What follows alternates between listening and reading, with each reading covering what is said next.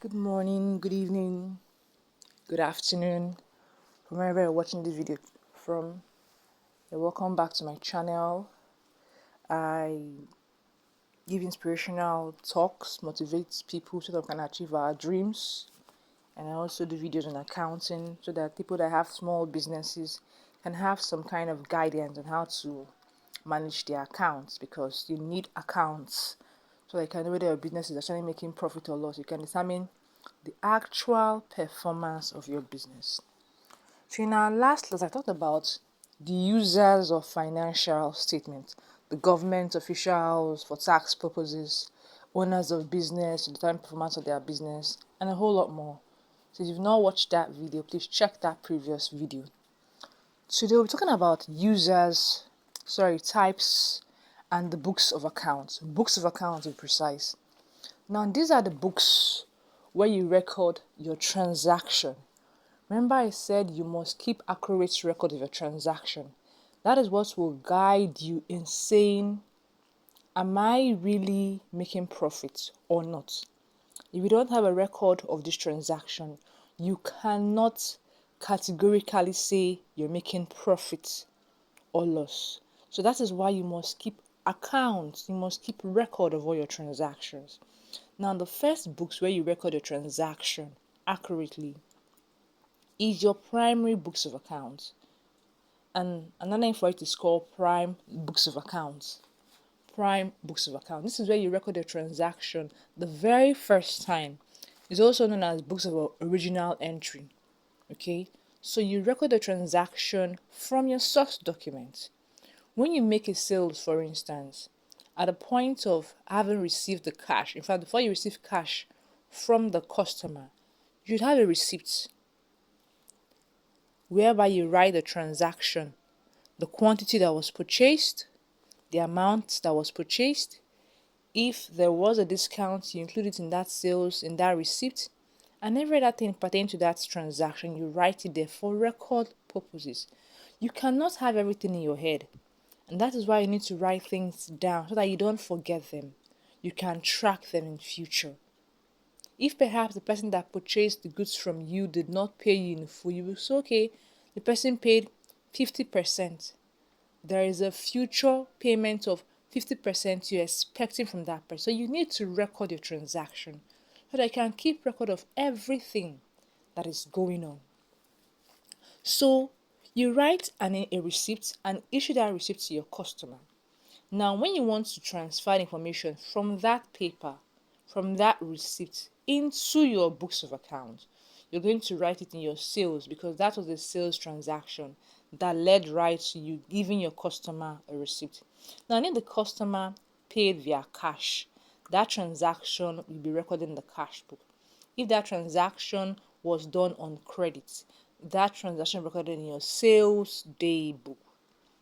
I'm just giving you an introduction. You can have an idea of what you're talking about. It's not out of space. Do you understand? So, for your purchases, if you go to your supplier that supplies you goods, and then that supplier supplied you some, you're supposed to have a record of it. In that case, you're buying from the person. But in your own instance, he has supplied to you. So every transaction referred to supply that has been done to you will be recorded in your purchase day book. If that purchase was done on credit, if you bought those goods on credit from your supplier, if you're a baker and you went to a bakery, or you went to your baker, so you went to the market and bought some flour, I meant to say on credit, that person that supplied you those flour and those baking products on credit, you have to keep a record of, so you can know how much you're owing him. If perhaps tomorrow he says you're owing him more than you agreed on that date, if you don't have a record of it, how can you defend your conversation with him? You cannot, because you don't have a record of it. You don't have a basis for it. So that is why record keeping is very, very, very, very important. You cannot play with it. And that is why it must be accurate, and it must be done chronologically in an orderly manner.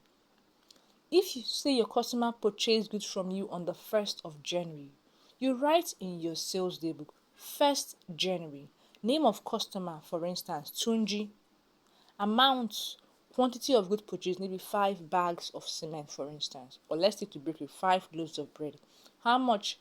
100 naira. Or as the case may be, a loaf of bread now is 1,500 from the part of country where I come from. So that's 1 5 times, so that's 7,000 what? 500. You keep that record. If he paid 50%, it's okay. 50% payment, 50% of 7,500, that is 3,750. Balance expected or balance due, 3,750.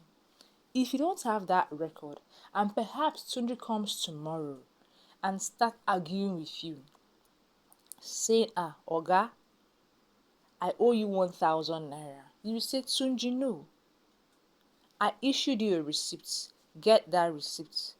And if you have a duplicate of that receipt in your own receipt booklet, you will go back to it and say, look at Oga, on the 1st, you came here and you bought bread and you gave me this, and this is the balance. You have your facts, you have your records.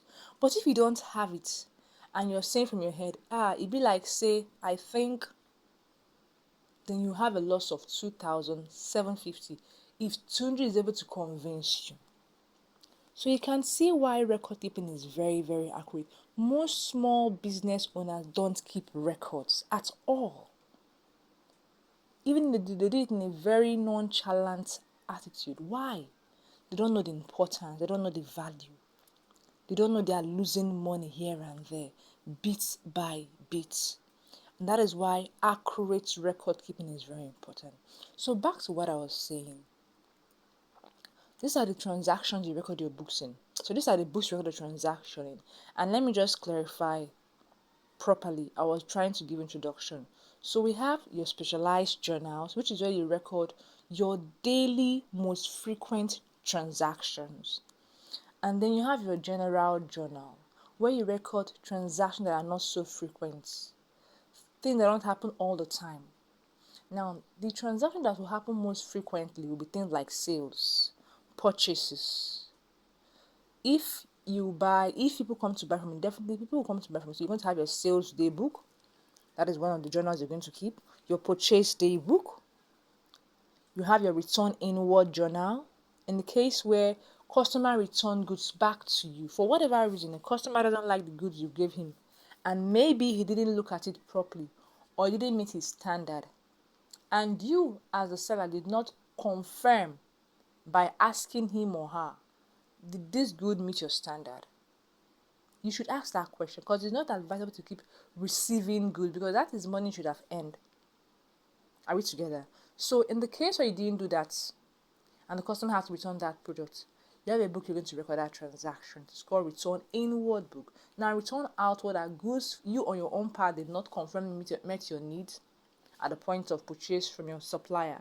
You return them back to your supplier. That is called return outward book. So I'm just introducing this topic in this class. Okay, then you have a general journal where you record things that are not so frequent. Like if, for instance, you have need to dispose one of your assets.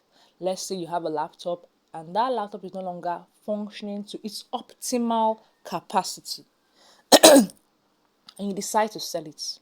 Are we together? You're going to record that in your general journal. Are we together? So these are the journals where you record your transaction. Like I said earlier on, you have your books of original entry, prime books of entry, where you record the journals where you record the transaction from the very first time, from the source document. There is a flow in recording transaction. You record it from the source document and transfer the information on the source document into your books. Source documents are documents where you record your transactions, like your purchases. Are we together? They are the origin of your information. That's what source documents are, the origin of the information, your business transaction. Are we together? You record them in your source document. So things like your receipt are source documents. Things like your bank statement is a source document for those that work in the bank. Things like your debit note is your source document. Things like your invoice are your source document. That is the source. That is what you read. That is where you recorded the information when you're discussing with the customer at that point in time. You recorded it there.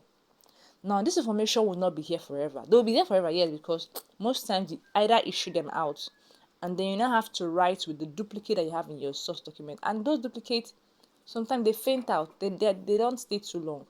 Do you understand? So you transfer this information from the source document into your books. Now these books are hardcover books and they would last. And that's why you must keep them well. And they are called books because they are more durable. They would last better. Unlike receipts and invoices, they're in paper. They can tear easily. But this book is thick. If you go to the market and tell them to give you like a cash book, for instance, you see that it's a thick cover. There are lines that are drawn so that everything is properly categorized and for easy tracking. You're not guessing. Do you understand? So those are your that is why you have your books of account. It's also accurate record transfer information from your source document into this your prime books. So we'll be stopping here today. Now next class I will explain in details all the individual prime books of account, the sales day book and the journals. I will explain them in details and give you reasons why they are very, very important. I wish this was a very beautiful and a blessed day. I hope you've learned something today. I want to thank you for taking out time. And I assure you that if you follow me back to back, you'll be able to record your transaction properly. If you're an accounting student or a business studies student or a student that wants to just have knowledge about how can I keep my transactions correctly, follow me and you will not be lost. I want to thank you very much for tuning in today. I hope you have learned something. This was value added to you. Don't forget to subscribe to my channel. Why is subscription very, very important? That is the only way you'll be notified when I post new videos. So do not miss out on any educative, informative video I have for you. Kindly consider subscribing. Kindly like, share, and comment. And if there are areas you have unique clarification, you can just write them in that comment section. I would attend to them. Thank you so much. God bless.